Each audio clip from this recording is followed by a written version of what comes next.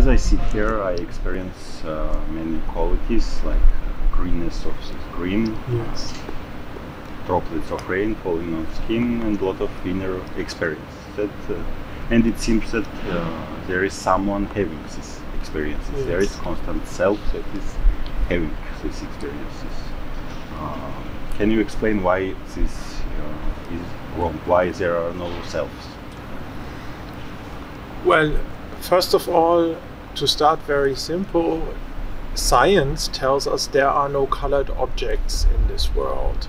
So the greenness or the orangeness of this trousers are properties of the model of my leg with the trousers or the plants the brain creates. It's a prediction about what the next sensory stimulus will be, and that creates a model. So the first thing one has to understand is that in terms of conscious experience, we live inside a model.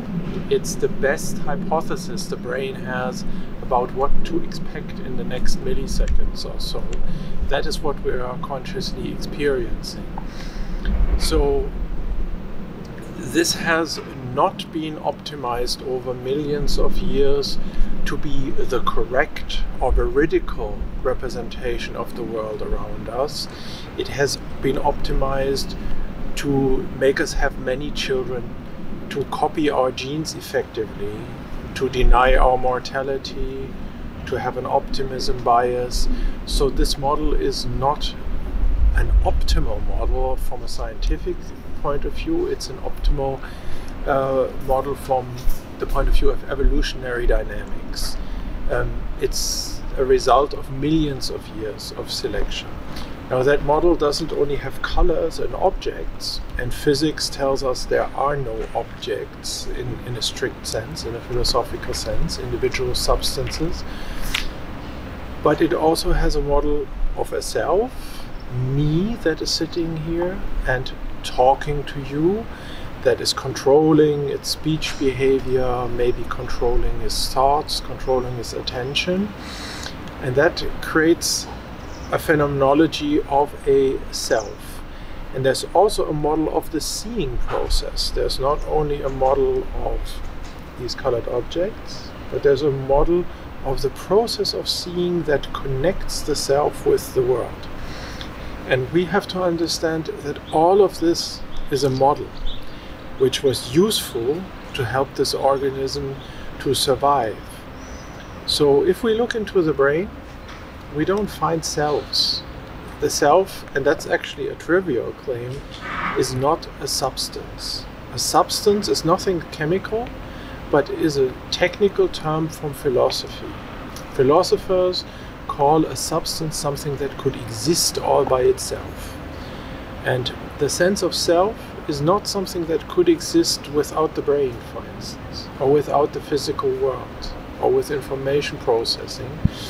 So what we actually have is not a self, but a self-model that is created by our brain, that has a long evolutionary history. And the trick is, because we are not able to recognize this model as a model, to experience it as a model, we identify with it. The organism, which we are, the organism is real, is, so to speak, glued into the content of its own self-model. It's like we are born in virtual reality, we are immersed, we have an immersive hallucination just like in a dream. This takes place in the brain, but we have the experience we're outside of the brain in the real world. And it creates an embodied self, and we identify with it. We also, as the organism gets immersed into that model of the self, and that gives many people the feeling that philosophically there must be something like a thing, and that thing is the self. But we don't find this thing nowhere in the world. Does it have any adaptive value? What could be the benefit for survival of having phenomenal self-model? So the conscious self-model has many different layers. And for instance, you have to control the movement of your body. That's one origin of a self-model, and there you have to have a good self-model. If you're a monkey jumping from branch to branch, you have to have a very good online model of how heavy is my body, how will this branch carry its weight, how fast can I jump. If that model is not accurate, you will not have any children. If you are living in a social group, you also need a model. Is this guy stronger than me? Should I better pick a fight with this guy or not? Can I run faster than this guy if I have to run away? Am I the most pretty girl in this group or not? So there's also a social self-model, there's a bodily self-model. There are even deeper levels. For instance, homeostatic self-control. We have to control breathing, digestion, heartbeat, the oxygen level in our blood, the blood sugar level in our blood. All this is self-modeling. It's a constant process of representing properties of the body in very narrow windows, else we would be dead, and it has to work. So I think the body model is mostly pretty accurate because it has to be accurate. But then there are also higher levels, for instance, the autobiographical self-model, my own life history, that are not so veridical. Many people forget how many failures they've had in the past of their life and how much they have suffered. Evolution just wants the organism to go on and on and on and never stop, even if it's not in the interest of the organism. And we have many cognitive biases in the higher level of our self-model. One very well-known bias is optimism bias. All human beings think they will have more positive experiences in the future than is actually realistic. So I think the lower levels of the self-model are very good, very accurate, they're old. We share them with animals. And the higher levels have something to do with culture and society. And there's a lot of things that are wrong there. What kind of systems are conscious? Is it attributed only to biological systems, or substrate doesn't matter and it is a property of information processing system? We don't know what consciousness is. We don't have a theory of consciousness. I think there's something very simple. I am researching right now what is the simplest form of consciousness, which has a lot to do with meditation experiences. And I think there is something we are mostly not aware of. That's a quality of pure consciousness or bare wakefulness. So we don't only have a perception of green flowers or orange trousers, but when we wake up in the morning, there's a part of our brain that activates everything. And I think that part that creates wakefulness, if we have a representation of this, I think that's very, I'm putting it extremely simple. If we are not only awake, but we know that we are awake, then we are conscious. So I think some coma patients, waking coma patients in the vegetative state, they are awake, but they're not conscious. They go through wake and dream cycles every day, but they have no conscious experience. And again, to put it very simply, I think they are awake, but they don't know that they are awake. They don't have a self-model of themselves as being awake right now. Now the question is, could a machine have that? Do you have to be a biological system? And I think, yes, a machine could have that. A machine could, for instance, auto-activate, just as your phone auto-activates at 3 o'clock in the night to do an update and then goes to sleep again.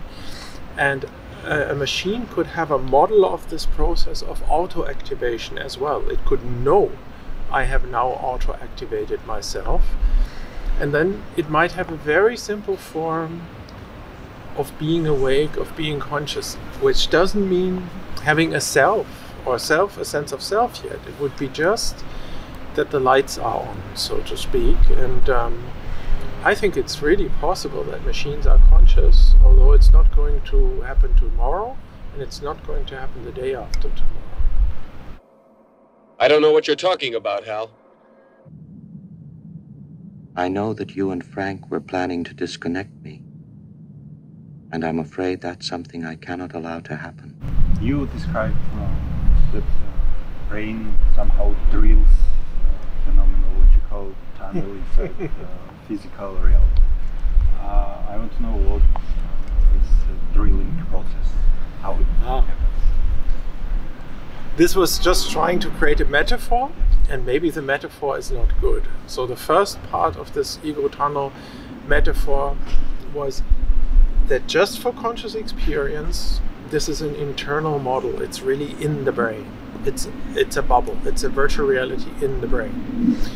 This is not true for knowledge. I think we are embedded, embodied, situated beings, and for knowledge relationships, we are in contact. There's an outside world, but just for phenomenal contact, just for the quality of the experience, that is internally determined. But of course, there are external facts that, for instance, determine, is this a hallucination or is it a good perception? So the outside world plays a role, but consciousness is something internal in the brain. Now, if you would say this is like a bubble, you know, a Truman Show bubble or something like this, then it would be frozen in a moment. And maybe some simple animals actually have a conscious bubble in their brain, but they are in an eternal now, always in a now, and no time flowing. And by calling it an ego tunnel, I wanted to express the fact that we are also moving through time. You know, we have in our experience, we have a now, but we also have duration, we anticipate a future. So we are like a bubble that is moving through time, phenomenologically. And the big question, of course, is what brain mechanisms create this? And these are very deep and difficult questions, and I have no answer, but it has something to do with how does the brain represent time? How does it represent the fact that this is now, this is the actual moment, and that there's a next moment, a little bit in the future, and I'm constantly going into that next moment. I think that's a big research area for computational modeling, for neuroscience, and for philosophy to understand this forward movement, because those mechanisms that create the phenomenal timeline, those mechanisms would give the answer to your question, what the drilling is, the drilling process through the physical world, but I don't know.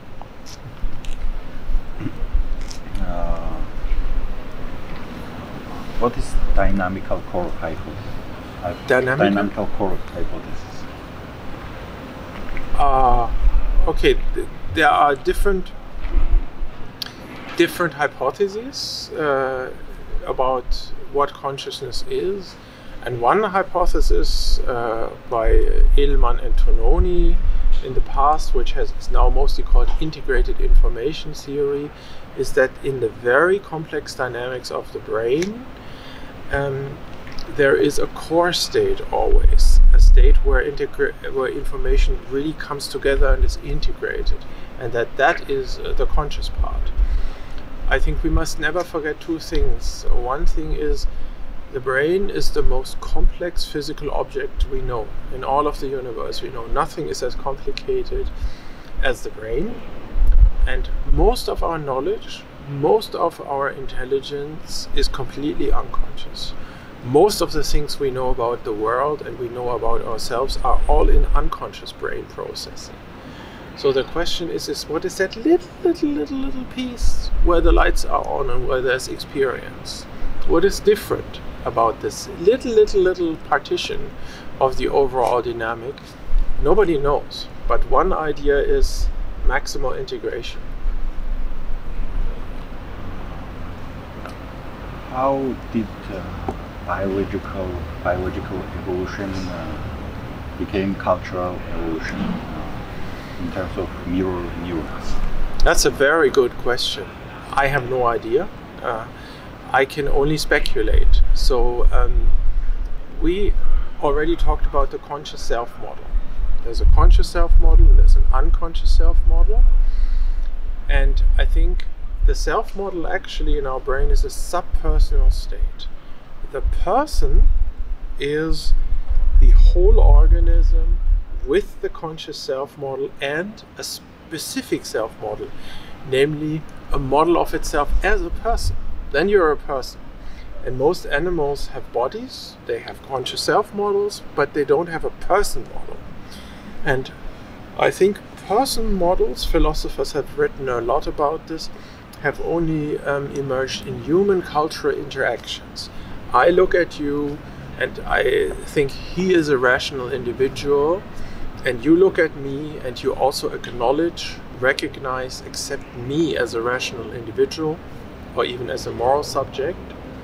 And then we both see at the same time, he's doing it with me and I'm doing it with him.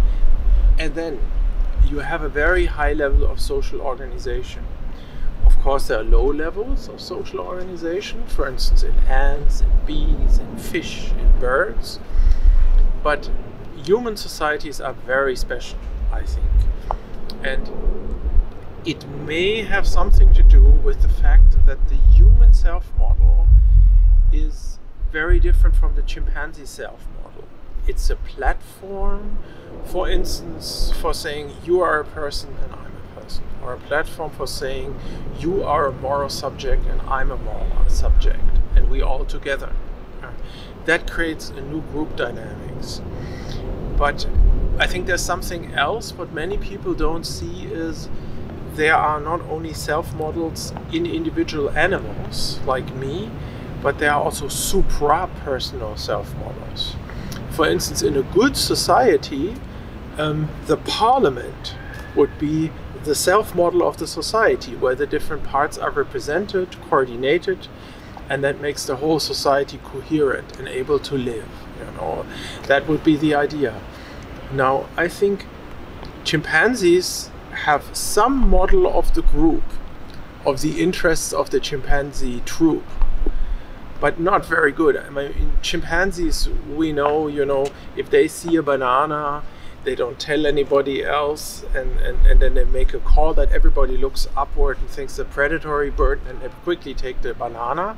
So they are aware that there's the group interests and there are my interests.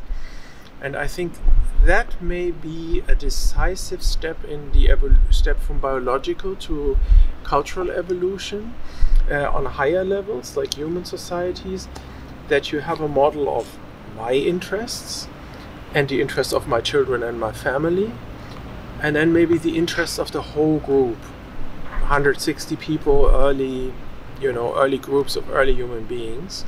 Today, everything's very difficult with globalization and 8 billion people on the planet. And moral behavior, I think, comes when beings make a trade-off between group interests and individual interests. When the group begins to punish individuals that do something that is against group interests, and then you have a little model of the group watching you. It is, maybe you remember that when you were a child, your mother told you, God sees everything. And that is, I think it's a computational step. You try to install a witness, a permanent witness in the mind of the individual. Even if no human being sees you, God sees you. Something knows if you are good or bad. It sees your thoughts, even your feelings and your actions, even if there's nobody there. So religion may also have something to do with representing the interests of the group very strongly in the mind of the individual, through invisible persons, gods, angels, something like that, but also through what Christians call conscience, and that is a very interesting point about consciousness, actually. For many hundred years until Descartes, conscientia, the Latin term and the Greek terms, actually meant being conscientious. That is, to have a higher order moral judgment. You have a thought and you think, was this a good thought or a bad thought? Should I have had this feeling or not? And by that sense today, you could have many people who see colors and have a sense self, but they're completely unconscious because they are investment bankers or politicians who just, without any conscience, work for their own profit in some way and damage the common good. So we have this modern idea of what is consciousness. It's seeing colors, having feelings, having a perspective. But there's an old, deeper sense also, has a lot to do with Christian philosophy. Really being conscious means to have conscientia. Gewissen in German, I don't know what in Jordan, what would be the word? Yeah. And is it related to the word for consciousness in Georgian? No, two different words. Yeah, when it came into from Latin into English and into German, you can still see the two meanings. So one could say somebody who has no conscience is not conscious at all. And that has something to do with cultural evolution, I think. Somebody who has no model of the group, of the culture context, in a certain sense, she or he is unconscious. Why do we dream? We don't know yet, but I think dreaming has something to do with long-term memory consolidation. You have to restructure the things you learned during the day and sort out those things you want to keep. But there may even be a much simpler explanation, that it has something to do with thermoregulation, that when we were sleeping in the past, it was a very dangerous situation. We always had to be able to get up if an animal attacks us and be wide awake very fast. And it could be that this dreaming phases was also just in the beginning just a mechanism to keep the body temperature up, to reboot the whole thing to a simulation that it is ready to wake up and act quickly. That it has something to do with regulating the temperature of the brain, that you don't cool down too much. But I don't know much about this. There are other people who know much more. I've been interested in threat simulation theory. Yes. Yes. Anti-revansu. That we create simulation inside the brain about possible threats from environment. And yes. It suggests evolutionary function. You should really make an interview with Jennifer Wind about this, or with Antti himself, but I think threat simulation explains a lot, but maybe not everything. But it's a very good idea and a very good point, because in our evolutionary context it was very important to have a model of threats. So maybe you know that most human beings are a little paranoid and nervous. And there's a reason for this. In the past, when we were walking and there was some movement in the bushes, and it was not clear, is it the wind or is it an animal? It was much more important to be 10 times wrong and think there's an animal and watch out and be afraid. So we have hyper sensitive agent detectors. And then to have one situation where we think, this is only the wind. And then we would have no children anymore. So we are, for millions of years, when our life was very dangerous, it was very important to constantly scan the environment. If there's a movement in the grasses, could this be a threat? And there's also a good example how evolution did not act in our own interest. We have very safe environments today, but we cannot relax. We're always a little anxious, a little neurotic, nervous. We think about burglars much more often than is normal, the police, whatever it is we think about. And that's our evolutionary history. It makes us unhappy. It doesn't let us come to peace, but it creates more genetic success, more procreation, more children. And it's only normal If that is the case, then it also is the case at night when we sleep, that we simulate possible threats. Also, maybe you have seen, if there's a car accident with people hurt on the street, how everybody stands there and gazes, and it's really annoying, and the police has problems. But that is, of course, I think, because we try to learn in this situation. It's a very important, dangerous situation. We don't have much experience with it, so we want to see what is happening there. That's why we are so curious. And that has something with threat simulation too. We could have a car accident, and how does it look? What you do? And the last time I had a small accident, nobody helped me. I got really angry. I was in a car, and a bus smashed on it from behind. And the first thing I saw was a little boy filming me through the window with his mobile phone, and there was a crowd of people, and they were all amused and interested, and many of them were laughing. Not a single person asked, "Are you hurt? Do you have a problem?" Try to open the door. It was just people, "Oh, here is something unexpectedly entertaining. Let's look at the two people in the car. How do they look?"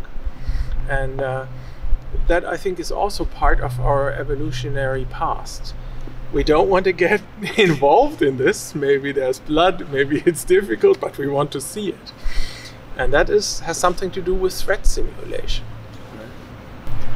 Why is conscious experience unified? Why is there a unity of consciousness? Philosophers have wondered for this for centuries, the transcendental unity of apperception. And the interesting thing is, when normal people think about consciousness, they don't even see it as a problem. Because normally, for most of us, this is always one world, one self, one situation. And it seems so natural and simple that we don't understand that there's a big computational problem behind it. The brain has to integrate colors and sounds and background scenes and shapes, spatial relations, temporal relations. The brain has to fuse a lot of things into one integrated model of reality. And most people don't see this as a problem because they've never experienced anything else, but there are people.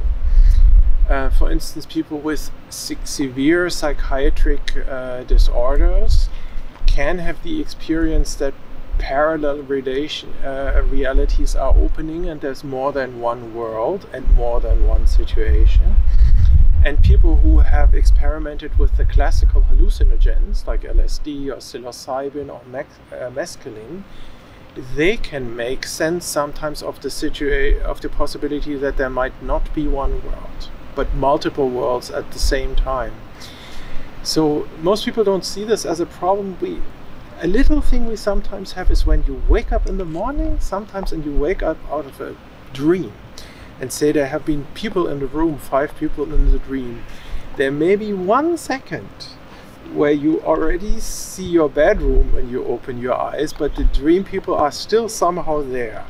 Maybe for 1 second or 2 seconds when you wake up, you have 2 worlds or 2 situations, but most people don't know it. And I think it's a great problem, the unity for science, to explain the unity of consciousness. I call it the one world problem in the Ego Tunnel book. But an interesting fact is that the unity is also more or less. So sometimes you can have the feeling your world is really unified and integrated. It's a very real and consistent situation, but sometimes people really say, my world is falling apart. If your mother has died or your girlfriend leaves you, your world is falling apart. It really threatens the coherence of your self-model. And that is also what the Greeks said. The old Greeks said, when the senses come together, hearing and seeing, then you are conscious. But if the senses fall apart, if seeing and hearing doesn't come together anymore, then you faint. You lose consciousness. So integration is one key topic. can you explain why so many people became obsessed with nationalism around the world? That's a big problem. So the technical term is tribalism. We have very deep in us for millions of years, we have mechanisms in our self-model and the human self-model that we identify with our group, and we make great sacrifices for our own group. We will even sacrifice our own life. But there's this in-group, out-group mechanisms. People who do not belong to our group are not human beings. They are barbarians. They are infidels. They don't believe in God. They believe in something strange. You know, they have another religion, which means you can kill them like animals. They are not real persons. So tribalism is a mechanism that allowed us to do one thing that's amazing about human beings. We can be very, very solidaric with conspecifics, children, grandchildren, mother, father, family, and at the same time, without any compassion, we can kill other human beings in war. If it's a question of our territory or they want to rape our women. So I have always been fascinated and shocked by this, of course, that we have this mechanism of having deep compassion to human beings, and at the same time we're able to kill in an ice-cold way in war situations also. Or if somebody attacks our children or something like that, then we can just kill other human beings. And that has to do, I think, with a switch in the self-model. With what group do you identify with? And of course, in evolution, in our past, it was very important. If you were in a small group of human beings, 20,000 years ago or so, roaming around, you had no survival chance without the group. No, you just couldn't leave. You had to be with them. They were your guarantee for survival. And if there was another group, you had to kill these people. You know, and that's where it comes from. Now we have just overcome these biological mechanisms, and I think basically two things have happened. One thing is there's this predatory American-style turbo-capitalism that has made the income gap ever steeper. So there are now extremely rich people on the planet, and the poor are actually becoming richer through globalization also, but not as fast. So it's as you are on an escalator, and on one side the rich are moving up in an escalator all the time, and you are on the escalator that's coming down, and you have to walk always faster, faster, faster, but you can never catch up with the rich, even though you get higher. And people realize they are cut off. For instance, neo-Nazis in Eastern Germany, they see in this process, they begin to realize they are the losers. They play no role anymore. There will be artificial intelligence, their jobs will be coming. There will be Muslim refugees who work for much less money. Their jobs are gone. So they fall back on a lower biological level. I think what is happening on the planet right now, we shouldn't describe it so much in these high theoretical levels about populism and nationalism. There's actually a lower order biological mechanism that makes us fall back into tribalism.